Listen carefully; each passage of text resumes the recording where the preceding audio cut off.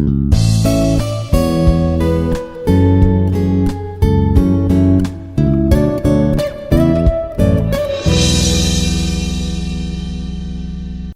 students, I am Dr J Sirisha Devi, working as Associate Professor in Institute of Aeronautical Engineering. In our previous two sessions, we have seen sorting techniques. Sorting techniques, what do you mean by sorting? Arranging the elements in an order, right? In an order, ascending or descending. We have seen in selection sort and bubble sort. In this session, we are going to see insertion sort. Right? We have seen that in bubble sort, the largest element by every iteration, the largest element will come to its right position. In selection sort, we have seen that with every iteration, the smallest element in the sublist is going to come to its right position. Then, how insertion sort is different from them now? Insertion sort, at every iteration, an element will be placed in its right position. Element will be placed in its right position. Okay, so the components of the array are sequentially compared with each other and then arranged in a specific order simultaneously. So yes, this its complexity in best, average and worst cases is order of n square. Even this one uses one temporary memory location. It's a stable one and in-place one. It doesn't need extra space or the size of an array space to store the temporary value. So whatever the list we have, we are going to swap the elements in that list itself and we are going to get our resulted sorted list. Right? And this is your insertion sort. Look at the algorithm for insertion sort. So it starts with comparison between the adjacent elements. And if every comparison reveals that the element in question can be inserted at a particular position, what did I tell you? So it doesn't think of whether that element is the smallest element or the largest element. It thinks of the element which I'm holding, where is its right place in a sorted list. Right? So this is how insertion sorting works. This we are going to repeat unless the whole array is sorted. Yes guys, I'm going to explain you with an example. Yes, this is the unsorted list which I'm going to take, which is of elements 5. Elements 5 elements. Okay, so let's start with the 54, the first one. I will be pointing to the index value 1, that is the element 54. So J is going to point to an element which is behind I. Till now we were looking at the elements which were next, but we are going to think of behind enough. Right? So 54 and 21. Think of the logic. So key is we are going to take a variable. As I said, temporary space which we need is order of 1, right? So key is that variable which needs that memory, right? So I'm going to hold the element pointed by I in key. I'm going to store it. And I've initialized J as I minus 1. So how the comparison goes? I have to compare the key, whether the key is less than the element pointed by J or not. Key is, so here the key is the element pointed by I. This is the key which is 54, right? So I have to compare with the element pointed by my index value J. So if it is less than, then I'm going to swap. See here, key is 54 and array of J is 21. So here the 54 is less than 21, the condition fails. If the condition fails, what I have to do? So in array of J plus 1, what is J plus 1? Array of J plus 1, it is the index value 1. That place the key means at index value 1, you have to place the value 54, which is the key value. So right now you cannot see any difference because already 54 is there and you are going to overwrite on that. So there will not be, you can't see any difference and increment the J value. So once we increment the j value, look at this one, I have incremented the I value as well as the j value. Here, again consider the key. Key will be the element pointed by my I, which is 36. And j will be holding the value I minus 1, which is index value 1.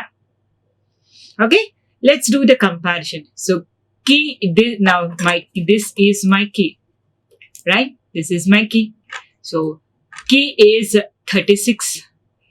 Key is 36. Is it less than 54? And your j value is greater than 0. Yes, j value is 1. It is greater than 0. Guys, please look at this one. We have connected them with a logical end. When will be a logical end condition is true? Only when all the conditions, if and logical end is connecting two conditions, it will be true only when both the conditions are satisfied or both the conditions return true. That is 1, right? So here both the conditions are true. If both the conditions are true, what will happen? Place in j plus 1 position, place the value 54, right? So that's what I have done. You can see here I have placed 54 in index value 2 also. Remember, we did not lose the value of key. Key is 36. We did not lose that value. It is stored in key. Still we have that in our hands. Don't worry. Okay. Now, again check the condition.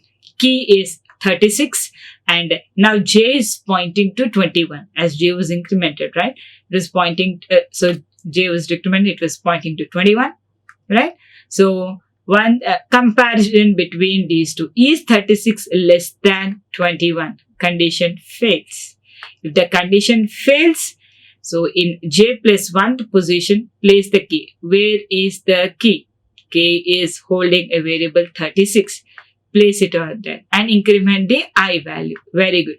Now you can see that at index value 1, we have 36 in our hands, right? So I value is incremented. What is our funda? So the element pointed by your I will be the key value. So 18 is your key value here, right? So 18 is your key value and j is one step behind your I. J is one step behind I. So j is pointing to 54 now. J is pointing to 54. Check the condition. Key less than array of j means is 18 less than 54. Condition satisfied. If the condition is satisfied, what you are going to do? In array of j plus 1, that means 18 will be overwritten by 54 and j will be decremented. So look at this one. The element at index 3 is overwritten by 54 and j is decremented. Same old condition. Now your key is 18. We didn't change the value of key because we didn't change the position of I, right? So j is holding the value 36 as j has been decremented in the previous step, right? So 18 less than 36. Condition satisfied. If the condition is satisfied, what I have to do? I have to place in the j plus 1 the position. I have to place 36. J value I have to place. So j is pointing to 36. So 54, which is at index 2, will be overwritten by 36 and decrement the j value. Now j is going to point 21. Now j is going to point 21. Look at this one. J is pointing to 21. Right? So again, same old process. Is key less than an element pointed by j. So here key is 18. 18 where key value didn't change because we didn't change the I value. Because we didn't change the I value. Very good. Then j is pointing to the value 21, right? So 18 is less than 21. Condition satisfied. Once the condition is satisfied, what you have to do? Place the 21 at j plus 1 position. J plus 1 position is 36, that is the index value 1. Overwrite it and decrement the j value. So you can see that when index value 1 is holding 21, remember key is holding the value 18. Still we hold that, right? So if you decrement j, it goes to -1, which is out of limits. Once you get out of limits, place the key value in j plus 1 position. Why j plus 1 position, madam? Why? Because this step will make j is equal to -1. You have to place the key value in j is equal to 0 position. To bring that, you have to make j plus 1. Am I right or wrong? Right? So increment you are going to change the value of j as j plus 1 and place your key value in that position. What is the key value? 18. So j plus 1 is going to hold, that is the index value. 0 is going to hold 18.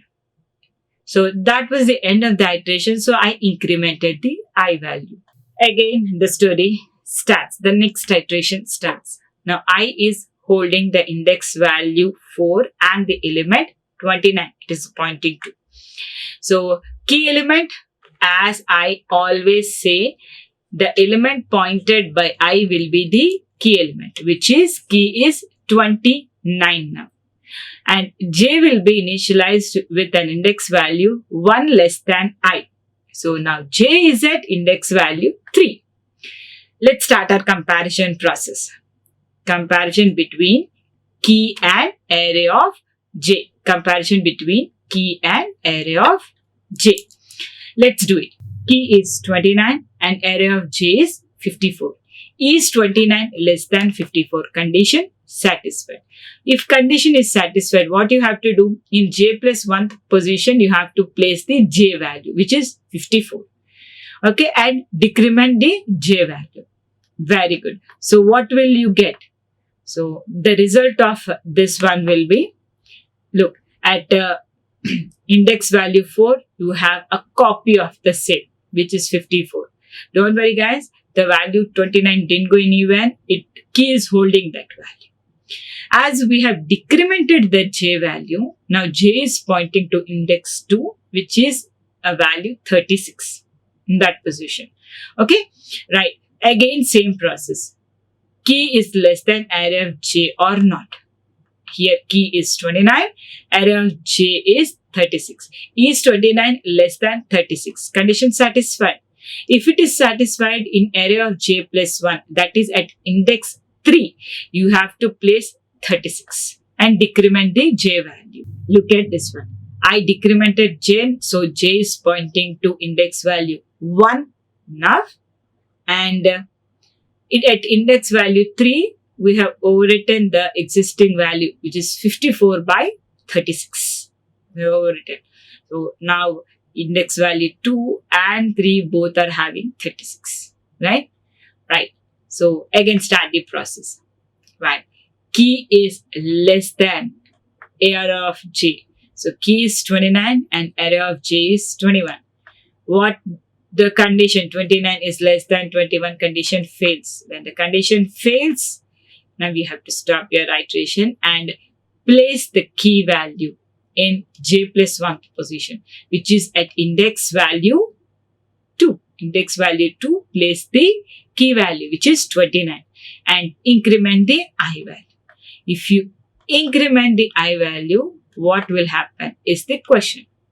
Okay, so while I have placed 29 at index 2 and I have incremented 29, and so the key value is 29 and your j value at is 21 and the condition fails.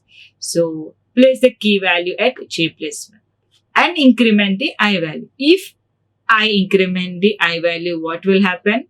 Out of limits. Because why? Right now I is pointing to the last index value, which is 4. If I increment that, I'll go out of limits.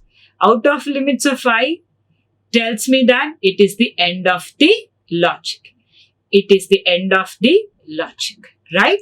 So This once the logic is and the iterations are in, we get the final sorted list, which is the current in place list that we have, which is 18, 21, 29, 36, and 54. So this is a insertion sort. I hope you might have seen that by the end of each and every iteration, the element which we hold at the ith position is going to be placed at its right position in the final sorted list. Okay, guys, and I hope you understood this one. Yeah, in this insertion sort, I'd suggest you to take a random values, and try to implement this logic manually. Once you put your hands on the paper and do the things manually, try to evaluate the things, you can achieve it. You can understand it very well. Thank you. Like, share and subscribe. Hit the bell icon for more updates.